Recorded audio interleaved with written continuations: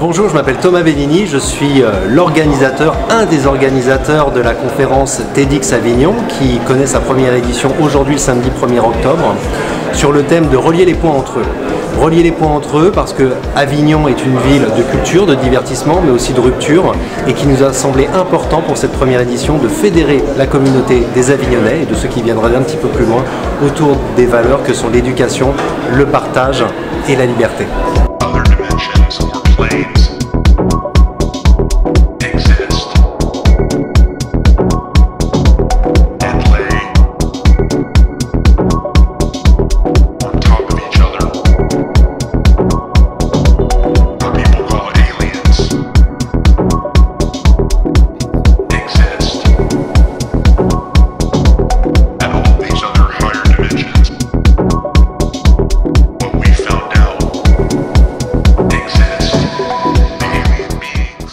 Alors pour moi, l'esprit de TEDx, c'est on a des connaissances, des informations intéressantes à partager.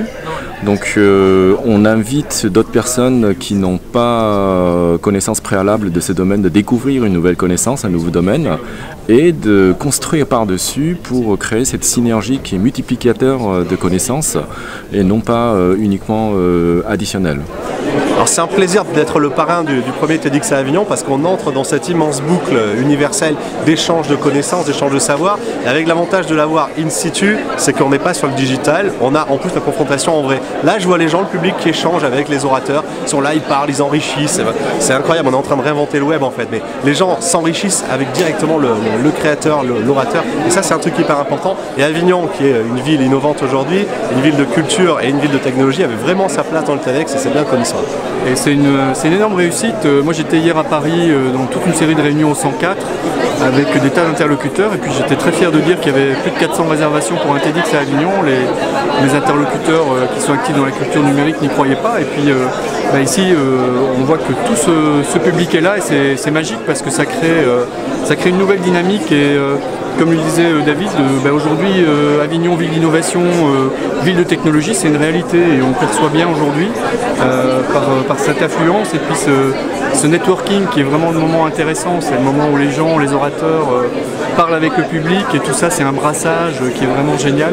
Ça va certainement générer plein d'autres projets, donc moi je suis ravi. J'ai accepté d'être speaker parce que Thomas Bellini, qui organise le TEDx Avignon pour la première année, avait vu une de mes expos qui dépasse un peu la condition du handicap. Et donc il m'a dit ça serait bien que tu parles un peu de tout ce qui t'est arrivé, etc. Tout ça. Et donc en fait je fais toute une explication sur le rapport entre la contrariété et la création artistique.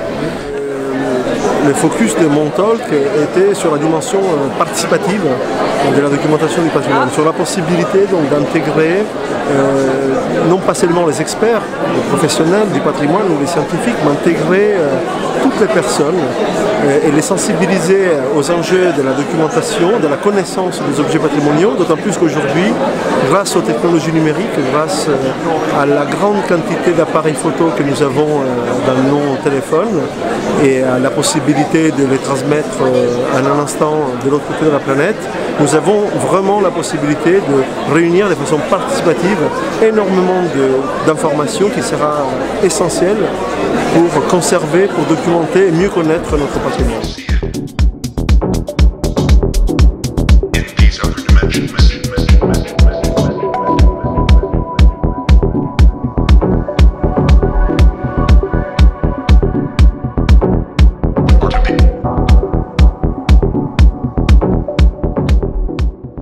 Bonjour, vous êtes spectatrice ici aujourd'hui au premier TEDx Avignon.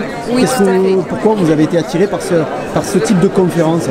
J'ai vu plusieurs fois des conférences sur internet et ce qui m'intéresse c'est justement la multitude de sujets, les horizons différents des intervenants et donc de s'ouvrir au monde. Ça colle avec votre activité professionnelle ou c'est simplement la citoyenne qui parle? On va dire que c'est la citoyenne qui parle et je suis pas mal sur le développement personnel en ce moment à ouvrir des spectres différents. Donc voilà, s'ouvrir au monde. Vous êtes satisfaite de la première partie là pour l'instant du premier Ouais, TEDx? super, c'est top.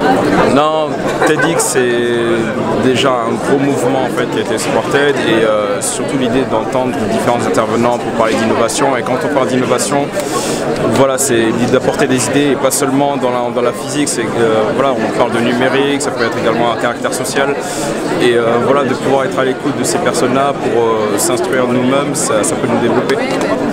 Voilà. Pourquoi TEDx? Parce que déjà TEDx c'est très connu à travers le monde et on n'a pas la chance d'avoir des événements comme ça tous les jours. Avignon c'est une ville qui mérite ce genre d'événement.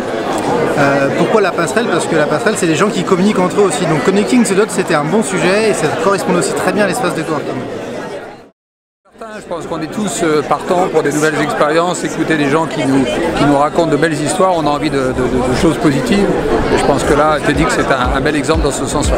C'est une réussite du premier TEDx Avignonnais finalement? Ah ben, je pense que c'est une réussite, effectivement. J'espère qu'il y en aura d'autres, beaucoup d'autres. Le message que l'on souhaite faire passer avec TEDx Avignon, c'est qu'il faut collaborer. Il faut absolument que les générations, que les professionnels collaborent ensemble, quitte à créer de nouvelles choses, donner lieu à de nouvelles discussions, donner lieu à de nouveaux projets. Et c'est pour ça que TEDx Avignon a été créé.